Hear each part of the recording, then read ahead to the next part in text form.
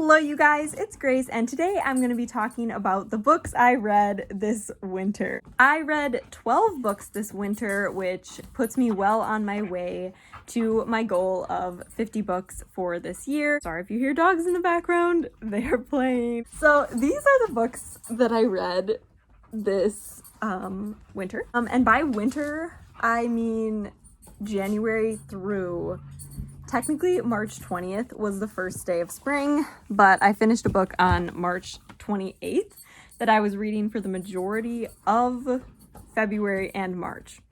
So I'm calling it a winter read because I don't want to put it in my next reading section. So I have a new method to my madness this year. I have a reading log. Then the next section I have is the books. I might go over more in detail my reading log for this year at the end of the year. If you're interested in seeing it, basically it has what book number it is of the year, the title, author, number of pages, my rating out of 5 stars, the date I started it, the date I finished it, some notes. Sometimes I put a summary, sometimes I just write more notes. And then at the very bottom, I have the things I loved in the book. So kind of taking time to think about my favorite things in that particular book and highlight them. Sometimes I tend to just like blab about books without actually saying anything. So I think this will keep me a little bit more focused in my descriptions of them and hopefully give you guys a better idea of how I felt about the books I read. Without further ado, let's get started. Alrighty, so the first book I finished in 2022 was An Absolutely Remarkable Thing by Hank Green. I've been wanting to read this book for a really long time, and only after finishing it did I realize that there is another book after it. I don't know for sure if I'm going to read the next book because I have heard that it isn't as good as the first one, and I kind of was okay with where this one ended. As April, May, and Andy film a viral video of Carl, a sculptor in New York City. As they deal with their new fame, they make connections and continue growing in popularity. So basically, these robot dudes that April May, the main character, lovingly coins Carls, all appear overnight in all the major cities in the world. April May and her friend Andy film the New York Carl, and their video blows up because it's the first contact or like first video that people have of the Carls. And yeah, it's really interesting. I honestly really enjoyed this. So for my notes, I said I loved the thoughtful analysis of humanity and fame, equal parts snark and honesty, truly amazing to read. I loved that our main character is bisexual because we don't have enough bisexual main characters. I forgot to say I gave this a 4 out of 5 stars. The next book I finished in 2022 was Caraval, which was actually a reread for me, but I wanted to reread it before moving on to the other 2 books in the series. Scarlett and her sister Tella embark on a journey to Caraval with a strange sailor they meet named Julian.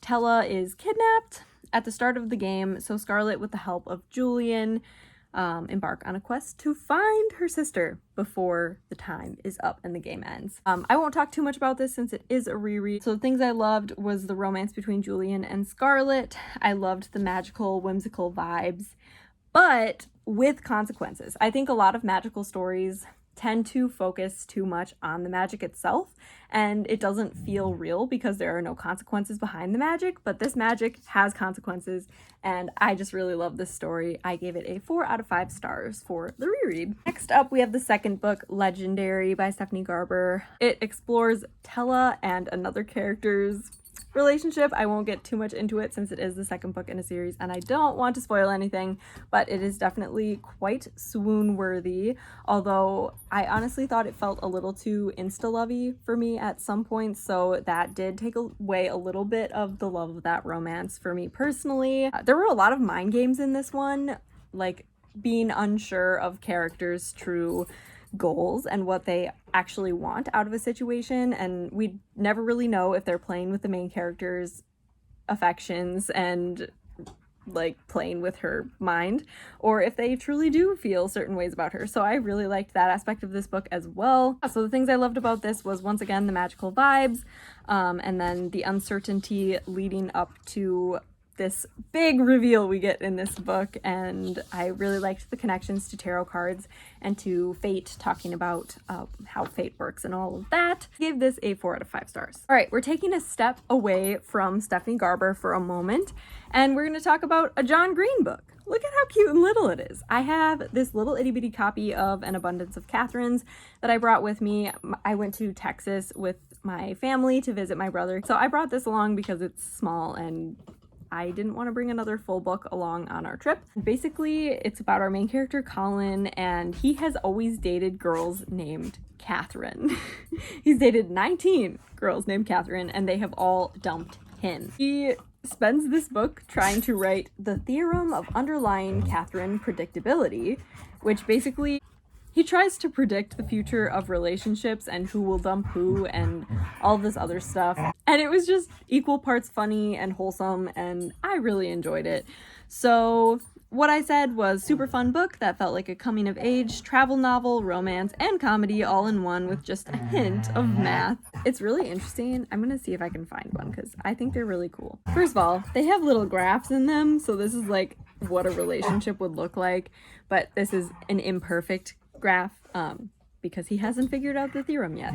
And then it has like equations and it has like little itty bitty descriptions down at the bottom throughout the book, which is just so fun. I loved it a lot. I gave this one a 3 out of 5 stars. Next up we have Finale by Stephanie Garber. This is the 3rd book in the Caraval series, and I really liked this one. I think it was my favorite of the trilogy. The back and forth of the relationship, though, did drive me a little bit crazy, sometimes in the best way possible, although I also wasn't a huge fan of the love triangle that kind of started to happen in this book a little bit. It was kind of obvious who the characters were meant to end up with, in my opinion, so I thought the love triangle was just kind of unnecessary. Things I did love about it were the magical vibes, the protectiveness of one of the love interests. Like, I don't want to say the protectiveness is sexy because, like, I feel like that's kind of sexist and, like, women can totally protect themselves and all that, but, like, in a way, it's also kind of a vibe. And I thought the relationships of the fates was super interesting. It was even more developed in this book. I gave this one a 4.5 out of 5 stars, making it one of my favorite books of the year so far. The next book I read was actually just a small collection of poems. It was called Watering Your Soil by Pierre Alex Gentil. It was only 71 pages, so it was really, really small. But basically, it was a short book of poems, mostly about learning to love yourself and allow yourself to grow by giving yourself the things you need to thrive. I think there were a few particularly poignant lines and poems, but as a whole, I wasn't wowed by the compilation or anything. It was just kind of okay. It was worth the read, but I don't think it's really stuck with me in any meaningful way. I gave it a 2 out of 5 stars. The next book I read is Afterworlds by Scott Westerfeld. This book, like, it really stuck with me for a long time. It was a little bit slow at parts, but it was definitely one of those books that the concept stuck with me and I really enjoyed.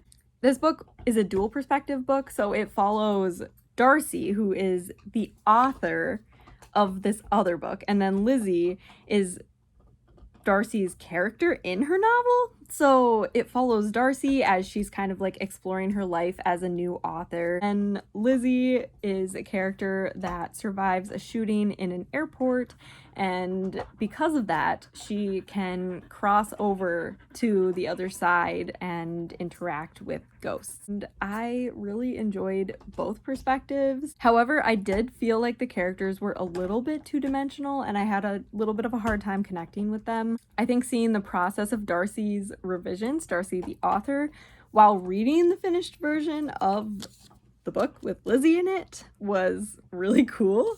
I gave that one a 3.5 out of 5 stars.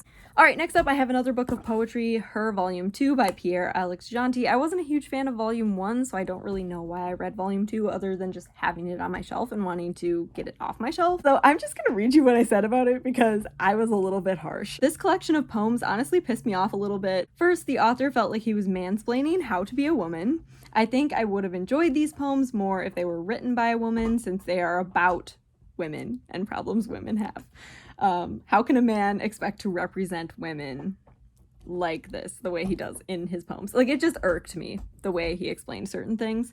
It also seemed like he wasn't super understanding of other lifestyles other than, like, straight and religious. and it just like rubbed me the wrong way. For some reason, these poems just like, I hated them. It felt very preachy and I hated them. It is rare for me to dislike a book. I give this a 1 star.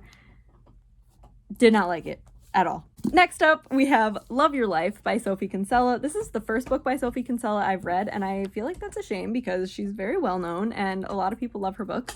So I'm really glad I finally got around to reading this. This book is about our main characters, Aria and Dutch. Those are like their pen names while they're on this writer's retreat in Italy. But then when they get back to London afterwards, now Ava and Matt going by their real names, they start to realize that they may not actually be as compatible as they thought they were on the writer's retreat. In the beginning, I really related to Ava. I liked her a lot as a character and I thought she was super relatable, super funny. I liked her. But later in the book, she actually started to annoy me a little bit. And then Matt / Dutch started to change, like almost unbelievably so, the second they got home from their trip. Like he did a complete 180 and I feel like people don't actually change that much from vacation to real life. I also loved the main characters, Beagle Harold, and her friendships, and then the humor in this book was also really good. So I ended up giving it a 3.5 out of 5 stars. All right, next up we have Foolish Hearts by Emma Mills. I don't honestly remember much about this book. Okay, when Claudia accidentally eavesdrops on the epic breakup of Paige and Iris, the it couple at her school, she finds herself in hot water with prickly, difficult Iris, thrown together against their will into a class production of Midsummer Night's Dream, along with the goofiest, cutest boy Claudia has ever known. Iris and Claudia are in for an eye-opening senior year. I read it right before Valentine's Day because I thought it would be a cute little romance to read, and I was right. I loved it. This book kind of made me want to happy cry. The friendships felt so real and strong and beautiful, but they were also believable. Characters had fights, and sometimes the fights were for stupid reasons, just like in normal friendships. So kind of made me feel gooey, and I liked that a lot. I gave this one a 4.5 out of 5 stars. All right, next up I have When the World Didn't End by Carolyn Kaufman. This is another book of poems. I don't know why I read so many poems right around Valentine's Day. Like, I wasn't in the mood to read poems, but I read them anyway, and I think that harmed my enjoyment of them a little bit. So anyway, in this book of poems, there were a few really good, meaningful quotes in the poetry compilation, but I wouldn't say it was my favorite thing I've ever read. I would still say it was worth the read, though. Things I loved about it was, like, the realness of mental health, the focus on self-love, empowerment, and I really did like a lot of the metaphors in this book. I thought they really worked well, but a critique I have of it is it was difficult to tell what the author was saying about previous relationships. Like, I couldn't tell what her point was at certain points in her poetry. It's a decent book of poetry. I gave it a 3 out of 5 stars. We're finally on to my last book of winter. I forgot what season I was talking about because now spring's almost over. I'm so behind. So this book is House of Sky and Breath by Sarah J. Maas. I was so excited for this book. I still really enjoyed it, but I think it was one of my less favorite Sarah J. Maas books. Like, don't get me wrong, I still loved it, and I love every single Sarah J. Maas book I read, but it did take me a little bit more time to get through this book, and I did kind of enter a reading slump because of it. So do with that what you will. I think it was just like too much for me when I read it, which is so sad because I was so excited to read it. I started reading it the day it came out. I pre-ordered it, got it the day it came out. I was so excited, and then it took me a month and a half to finish this book. I started on February 15th and I finished it March 28th.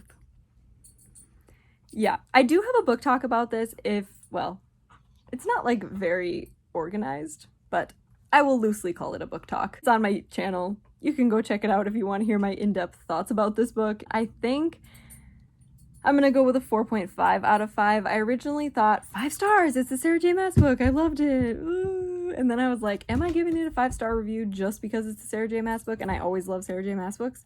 Probably. So then I kind of like took a step back and realized it wasn't really a 5-star read for me, so I'm giving it a 4.5. And I do have multiple books I've read since then, obviously, but we will talk about them in my spring wrap-up in about a month. So Anyway, I hope you guys enjoyed. Please like this video if you did. Comment below letting me know some of the things you read this winter, and subscribe to my channel, and don't forget to hit that bell icon so you get notified whenever I upload a new video. I'll see you next time. Bye!